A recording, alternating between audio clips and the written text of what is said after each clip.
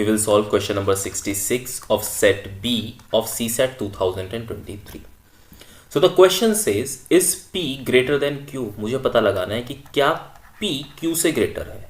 दो जानकारी मुझे दी गई, स्टेटमेंट 1 और स्टेटमेंट, और मुझे पूछा गया है कि भाई इन दोनों में से कौन सी स्टेटमेंट रिक्वायर्ड होगी इस बात का निर्णय करने के लिए, इस बात को डिटरमाइन करने के लिए कि क्या P Q से ग्रेटर है या नहीं है।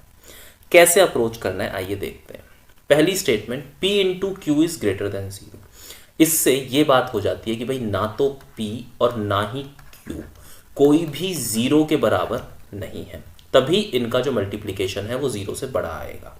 ठीक है जी, लेकिन यहां पर एक छोटा सा कैच है कि P और Q या तो दोनों नेगेटिव भी हो सकते हैं या दोनों पॉजिटिव भी हो सकते हैं। ठीक है, एक नेगेटिव एक पॉजिटिव ऐसा नहीं होगा क्योंकि मल्टीप्लिकेशन आपका ग्रेटर देन 0 आ रहा है। तो लेट्स से आपका -2 और -4 रख लिया मैंने वैल्यू, तो ये क्या आता है, -2 इंटू -4 विल बी योर 8। ठीक है, तो मैंने यहाँ पर क्या करा, P और Q की दो वैल्यू ली, क्या क्या, -2 और -8 आपका मैंने लिया, सॉरी -4 मैंने आपका लिया। सिमिलरली मैं P और Q की वैल्यू क्या ले सकता हूँ, 2 और 4 भी ले सकता हूँ, तब भी मेरे पास आंसर क्या आएगा, 8 आएगा।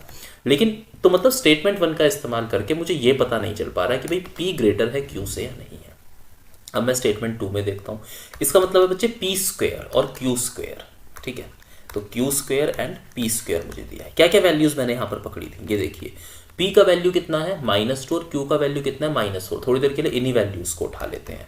तो P स्क्वायर का वैल्यू क्या बनेगा मेरे पास, बताइए, 4 बनेगा, और Q स्क्वायर का वैल्यू मेरे पास यहाँ पर क्या बनेगा भाई, 16 बनेगा। ठीक है, और यहाँ पर अगर मैं ये वाली वैल्यूज उठाता हूँ तो मेरे पास क्या बनता है, P स्क्वायर का वैल्यू अगेन 4, और Q स्क्वायर का वैल्यू मेरे पास क्या बनता है, 16 बनता है।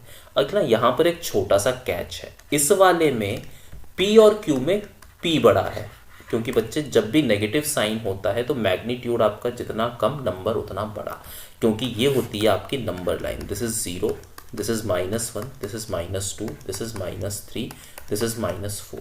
तो आप जितना लेफ्ट हैंड साइड पर चलते चले जाएंगे उतने नंबर छोटे हो जाते हैं, और इधर साइड राइट हैंड साइड पर हमेशा नंबर बड़े होते हुए चलते हैं। सो -2 इज ग्रेटर देन -4। तो यहां से क्या निकल के आया, P is greater than Q, और यहां से क्या निकल कर आ रहा है, P is less than Q मैंने लिया हुआ है।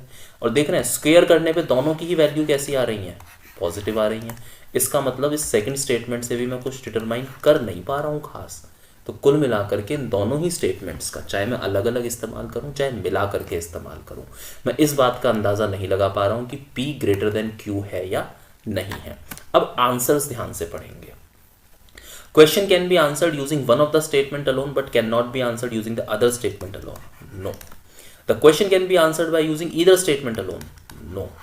The question can be answered by using both the statements together but cannot be answered using either statement alone. Again, no. तो क्या बच गया, question cannot be answered even by using both the statements together. So D is the correct choice.